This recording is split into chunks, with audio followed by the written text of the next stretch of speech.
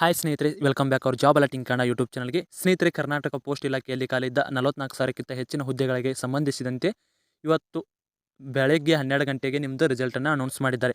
ಹಾಗಿದ್ರೆ ಸಾಕಷ್ಟು ಅಭ್ಯರ್ಥಿಗಳು ಕೇಳ್ತಾ ಇದ್ದಾರೆ, ಇದು ಫೇಕು ಅಥವಾ ರಿಯಲ್ಲು ಅಂತ ಗೊತ್ತಾಗ್ತಾ ಇಲ್ಲ. ಸಾಕಷ್ಟು ಅಭ್ಯರ್ಥಿ ಹೇಳ್ತಾರೆ ಇದು ಫೇಕು, ಇದು ರಿಯಲ್ ಇಲ್ಲ, ಸಿಕ್ಕಾಪಟ್ಟಿ ಜಾಸ್ತಿ ಕಟಾಪ್ ನಿಂತಿದೆ, ಇದು ಫೇಕ್ ಇದೆ ಅಂತ ಹೇಳ್ತಿದ್ದಾರೆ.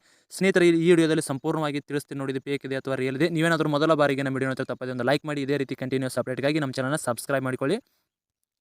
ಇದು ಫೇಕಾ ರಿಯಲ್ ಅಂತ ತಿಳ್ಕೊಳ್ಳೋದು ಹೇಗಪ್ಪ ಅಂದರೆ, ಮೊದಲಿಗೆ ಗೂಗಲ್ನಲ್ಲಿ ಹೋಗಿ ಸ್ನೇಹಿತರೆ, ಗೂಗಲಲ್ಲಿ ಹೋಗಿ ಗ್ರಾಮೀಣ ಡಾಕ್ ಸೇವಕ ಕರ್ನಾಟಕ ಅಂತ ಸರ್ಚ್ ಮಾಡಿ, ಅಥವಾ ಕರ್ನಾಟಕ ಸರ್ಕಲ್ ಅಂತ ಬರುತ್ತೆ, ಇಲ್ಲಿ ಕ್ಲಿಕ್ ಮಾಡಿದ ನಂತರ ಇಲ್ಲಿ ಸ್ಕ್ರೋಲ್ ಮಾಡಿ ಹಂಗೆ ಇಲ್ಲಿ ನೋಡ್ಕೋಬೋದು ನೀವು GDS ಆನ್ಲೈನ್ ಎಂಗೇಜ್ಮೆಂಟ್ ಅಂತ ಹೇಳಿ ಕೊಟ್ಟಿದ್ದಾರೆ.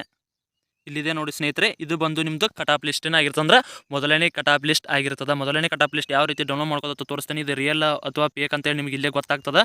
ಇಲ್ಲಿ ಸರ್ಚ್ ಮಾಡ್ಕೊಂಡು ನಿಮ್ಮ ಕರ್ನಾಟಕ ಇಲ್ಲಿರುತ್ತೆ, ಅಲ್ಲಿ ಟ್ಯಾಪ್ ಮಾಡಿ, ಹಾಗೆ list of sorted list candidates ಅಂತ ಇದನ್ನು ಕ್ಲಿಕ್ ಮಾಡಿದ ನಂತರ ಡೌನ್ಲೋಡ್ ಆಗುತ್ತೆ. ಡೌನ್ಲೋಡ್ ಆದ ನಂತರ ಓಪನ್ ಮಾಡಿಕೊಂಡು ಇಲ್ಲಿ ತೋರಿಸ್ತದೆ ನಿಮಗೆ ಇದು ಫೇಕ್ ಹೌದಾ ಅಥವಾ ಈ ರೀತಿ ಓಪನ್ ಆಗುತ್ತೆ. ಇಲ್ಲಿ ನೋಡ್ಕೋಬೋದು ನೀವು GDS online engagement schedule July 2024 Karnataka circle list 1 ಅಂತೇಳಿ ಬಿಟ್ಟಿದ್ದಾರೆ. ಸ್ನೇಹಿತರೆ, ಇದು ಯಾವುದೇ ರೀತಿ ಫೇಕ್ ಇರಲ್ಲ, ರಿಯಲ್ ಇರ್ತದೆ.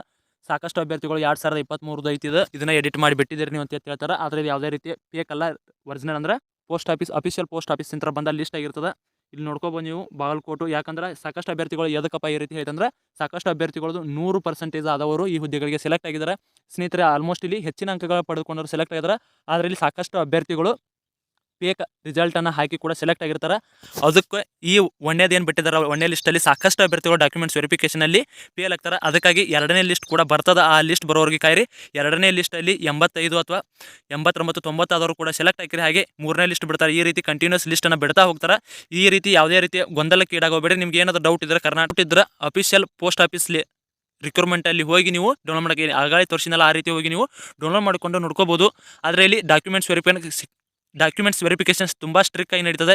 ಏನೇ ರೀತಿ ಒಂದು ಸಂದೇಹ ಬಂದರೂ ನಿಮ್ದು ಮಾರ್ಕ್ಸ್ ಕಾರ್ಡಲ್ಲಿ ನಿನ್ನ ಆದ ತಕ್ಷಣ ನಿಮ್ಮ ಡಾಕ್ಯುಮೆಂಟ್ಸ್ ವೆರಿಫಿಕೇಷನಲ್ಲಿ ಫೇಲ್ ಮಾಡ್ತಾರೆ. ಅದಕ್ಕಾಗಿ ಈ ಸಾರಿ 7ರಿಂದ 8 ಲಿಸ್ಟ್ಗಳು ಕೂಡ ಬರ್ತಾವೆ.